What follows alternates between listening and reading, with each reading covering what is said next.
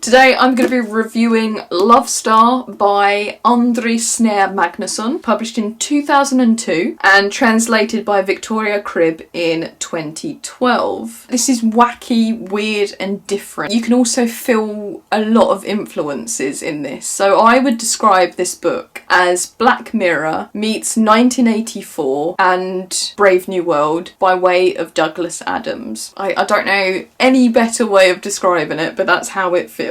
On to what the book is actually about. Or shall I say why I read this book? So I've been reading a lot of medieval Icelandic sagas recently, and I just wanted something contemporary, and I'm also doing a challenge that I'll do a video about soon, I just haven't had the time to do it, about reading books from all around the world, and I didn't necessarily want my entry for Iceland to be the Poetic Edda, the Prose Edda, or any of the sagas, because they're old and they're not like super, well, it's not on everyone's agenda to read historical texts like that. While they're fun and they're funny, it's just not everyone's cup of tea. So I thought like a weird science fiction satire would appeal more to people than a historical text about people living in a place in Iceland. So yeah, that's the reason why I read this book, and I'm so glad that I did, because it almost a revelation, I would say. So let's get into the book. There's a lot of things in this that just made me laugh out loud and just kind of be like, what the hell? Oh my gosh, some of this is actually like true now. Everything is commercialized in this. Love is commercialized, death is commercialized, everything is commercialized. It's so Orwellian because there's just cameras everywhere in the form of insects like butterflies and now cameras somehow. I need to give you the synopsis, don't I? So, LoveStar, an enigmatic and obsessive corporate titan based in a North Iceland mountain amusement park, has unlocked the key to transmitting data via bird waves, thus freeing mankind from wires and devices and allowing consumerism and technology run rampant over all aspects of daily life. Cordless modern men and women are paid to howl advertisements at unsuspecting passers-by. Regret machines eliminate doubt over roads not taken, and soulmates are scientifically identified and brought together. Indri and Sigrid, two happy young lovers, have their perfect world threatened when they are calculated apart and are forced to go to extreme lengths to prove their love. Their journey puts them on a collision course with LoveStar, who is on his own mission to find what might become the last idea in the world.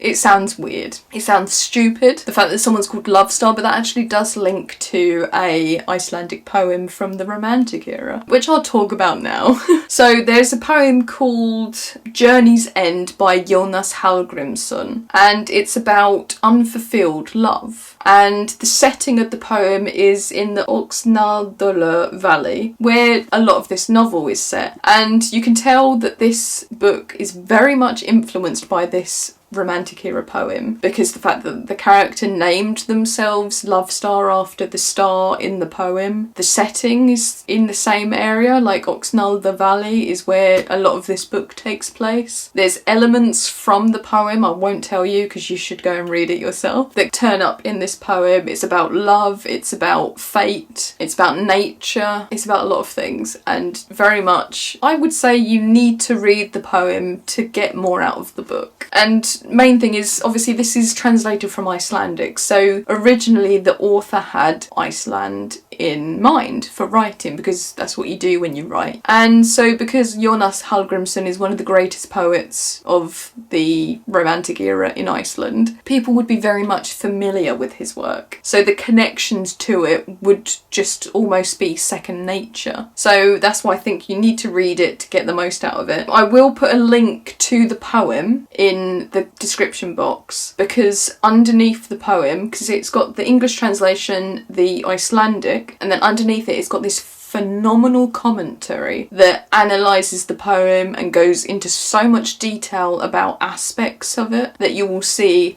as reflections in this book. So definitely 100% read the poem, then read the book. I just think it's amazing when you read something and then you discover something else because you've read a book. Like the amount of times I've discovered music or movies or artists because of books. And so now I've discovered a new poet that I actually really enjoy his work, because I love Romantic era poetry. Like Percy Bysshe Shelley is my man. His poems just gorgeous. Oh, Beautiful. So Jonas Hallgrimsson has joined the leagues of Percy Bysshe Shelley in my mind. But anyway, let's get to other parts of the book. It's so bizarre. It's so weird. It's so prescient but bonkers as well. Like the idea that people, their bodies get overridden by an ad agency to shout out advertisements. And it feels like very much we live in a world where we're always being barraged by advertisement. Like everywhere you look, advertisement. On your phone, advertisement. On billboards, advertisement. Digital screens everywhere. Like I went to IKEA not that long ago and there was like videos playing on the walls and stuff, like on TV screens. And it's just like we're slowly getting overrun by advertisements. Is it going to be that long or that far of a stretch of imagination that people themselves are going to become the bearers of advertisements?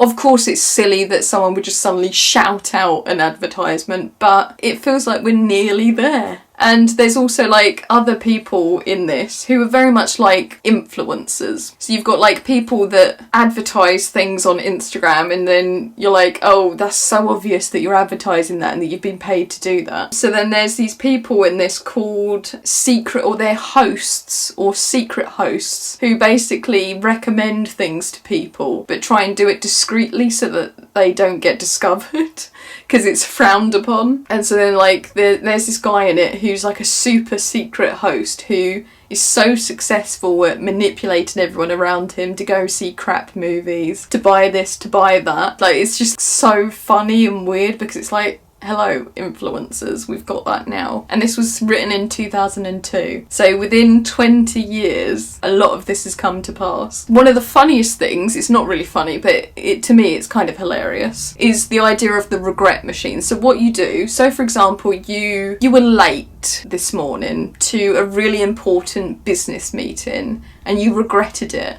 But in this world, you could just go to this machine called the regret machine and ask it, oh, what would have happened if I'd made it to that meeting on time? Most of the time it would actually tell you, you would have died if you made it to that meeting. So you're like, phew, oh, just as well then. So then everything in this, it's like, oh, blah blah blah consults the regret machine. You would have died. You would have died. You would have died. And then something else later in the book, there's like these people that live on the fringes of society are so riddled with anxiety because of this machine that tells you every decision that you didn't make would kill you. So then people are absolutely petrified of making decisions, so they would have to consult regret all the time after every decision they've made just to make sure that they're not going to suddenly die. And you know what? I would be one of those people. I would literally be like, oh fuck, oh shit, oh my god, have I made the right decision?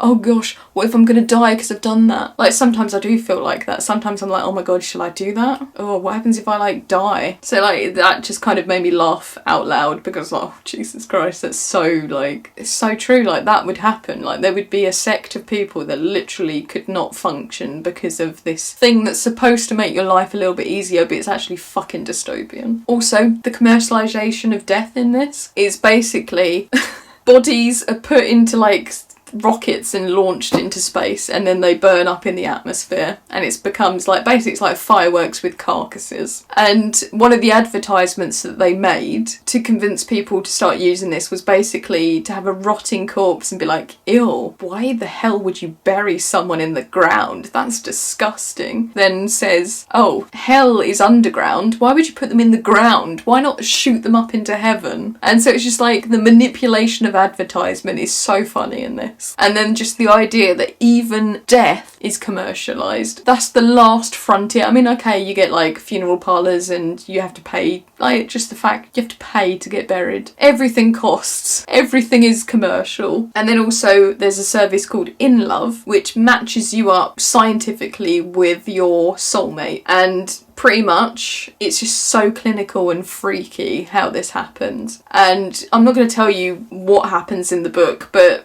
Jesus Christ, it's scary. And then also when you think about it, like so many people now entrust algorithms to link them up with their soulmates or their romantic partners, and it's just like, fuck, we're there. We're already there. And also, that whole thing has like a vibe of a TV show I watched a few years ago called Osmosis. So it's like a French show on Netflix, and it's basically the similar sort of premise that there's technology that can match you up with your soulmate, and then what that does to someone and how much pressure it could put on you and stuff like that. So yeah, go watch that show. But yeah, I really enjoyed this. It's so silly. There's like a whole other thing about animals in this, like there's mass-produced puffins because of tourism. Then there's like weird wolf stuff that happens, like there's a wolf that is specifically created for a Brothers Grimm theme park in Germany that can gulp down a human just like the wolf does in the fairy tale. Later there's some weird shit that happens, like people, no, I'm not going to tell you because you need to discover that for yourself. Bizarre. What else is there? It's just so weird. Scientists also have to try and create the perfect pet, which just happens to be looking like Mickey Mouse. There's something wrong with these Mickey mice. Just everything in this is so weird, so creepy and so funny, and I just think everyone that loves science fiction, that loves satire of the modern world that we live in, needs to read this. Like, I need someone else to talk to about this, because literally, hands down, one of the best books I've read this year. Hands down, one of the best books. It's also like about climate change. There's like apocalyptic elements in this. It's so big and bold and so stuffed with ideas, but somehow it just works. And I wholeheartedly recommend this. Thanks for watching, hope you enjoyed this video. If you liked it, please give me a thumbs up, subscribe to my channel, ring a ding ding the bell, and I will see you again soon. Bye bye.